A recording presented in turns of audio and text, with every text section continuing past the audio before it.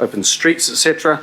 And Viv Beck, who is the chair of Heart of the City, but also chair of the City Centre Advisory Board, and that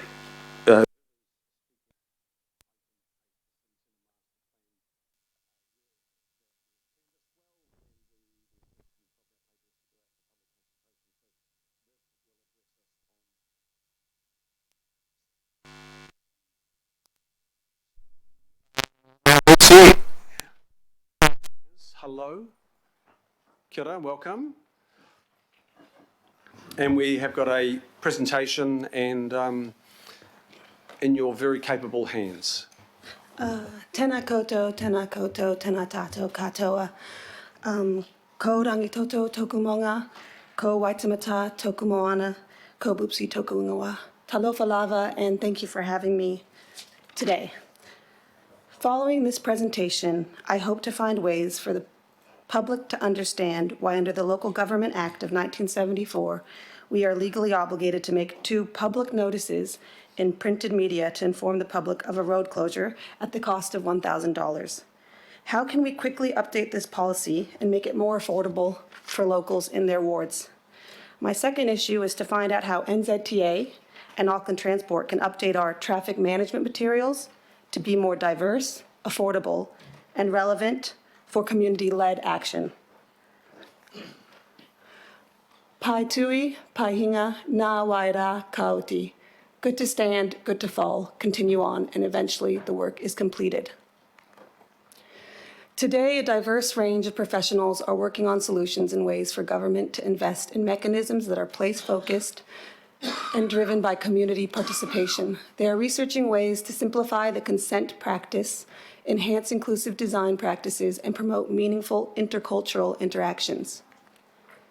It is time for critical consciousness raising. We need to become collectively aware of the historical and social reality we find ourselves living in, awakening shared visions and a will to change this reality.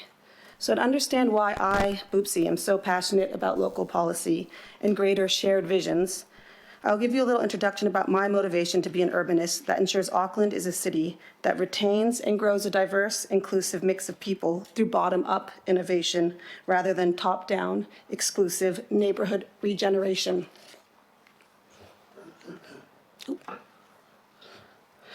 I am a Filipino, Czech, American, New Zealand citizen. I've traveled to over 300 cities in 36 countries, but Spain is where I discovered that it was a Basque Village festival where even though I speak Spanish, I didn't understand a word, but I felt the most welcome.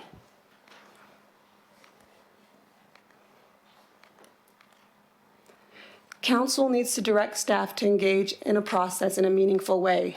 It needs to be, like our chair, Councillor Darby, stated last December, genuine and integrated. We need to dedicate the space and understand the communities invested in the area that surrounds it. We need to find partners and build relationships where they did not exist before. For example, we have the Ponsonby Festival. Unfortunately, the law means we can only use cones and traffic barriers. So even though that's how fun it looked at the beginning, people came, they played basketball, they danced with the help of George FM and other radio stations. Still, again, just traffic cones, that's all we're allowed legally. So how do we hear more? That is a great initiative. These are the people that can help you try instead of no, and I can't be too specific as why.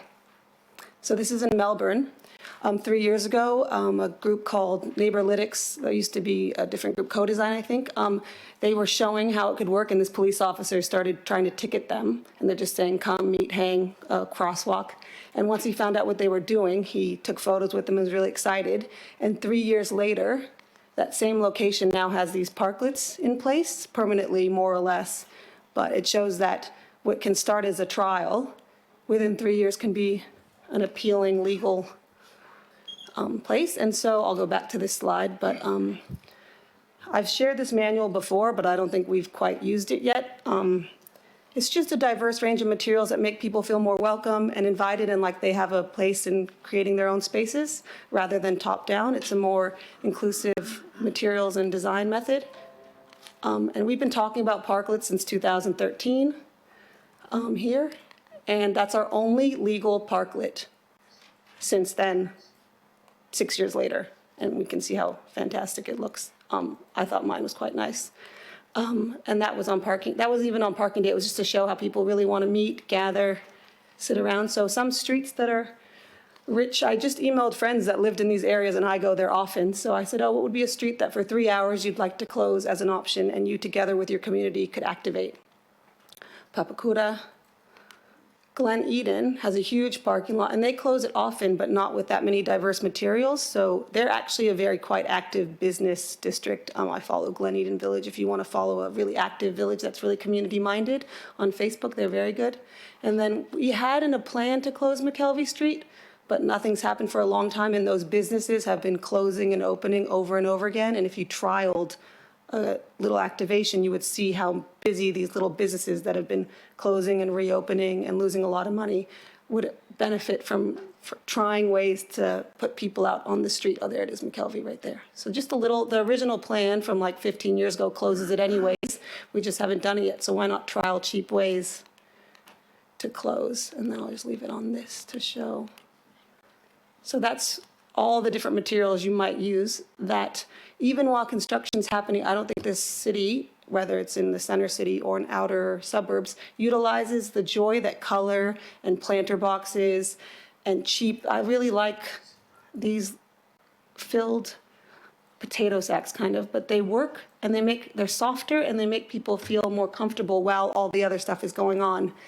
So I'm happy to take any questions about that. Thank you, Boopsie. That's a really quick but a very good summary of what we've discussed, and what you're saying here today is you've discussed it, or how have you gone about realising it? And I think that's the crux of it, that we've only got one formal, since community groups in open streets projects and programs that those communities might be willing to do. And I understand that Auckland Transport has offered that support to some business organisations. Most recently, I understand there's one coming up in Devonport. We sent a master plan refresh. We've had a lot of workshops on this. Great key stakeholder buy-in. That will be discussed in a paper that's on our order paper. Areas basically, and so I just put extra slides in there so different ward councillors can see places that can be activated and places that are doing it overseas as well. So thank you for allowing me to speak and share. Thank you. So members, if there are any business associations, community groups that are talking about open streets, we've actually said to Auckland Transport, how can you support these groups? That's an ask of ours. So Auckland Transport have been willing to do that. If there are these ideas, they need to be channeled in that direction. It's not like Auckland Transport's going to do it for the groups. It's about doing it together. And those two laws are the most constricting. So schools that are trying to close roads within Auckland Transport are fighting with NZTA right now to change the materials and to change the road closure expense. So I think it's not just Auckland Transport. If someone can talk to NZTA, that helps as well. Does that make sense? And we've got ears here today from Auckland Transport that are hearing that. Thank you, Boopsie. Thank you very much. Somebody would like to move a vote of thanks, appreciation? Councillor Walker, seconded. Member Namani, thank you. So that's on our screen there. It's moved and seconded. All those in favour say aye. Contrary, no. Declare that carried. Sorry, there wasn't a loud voice of aye there, but I will take it as there was good silent aye. Carried.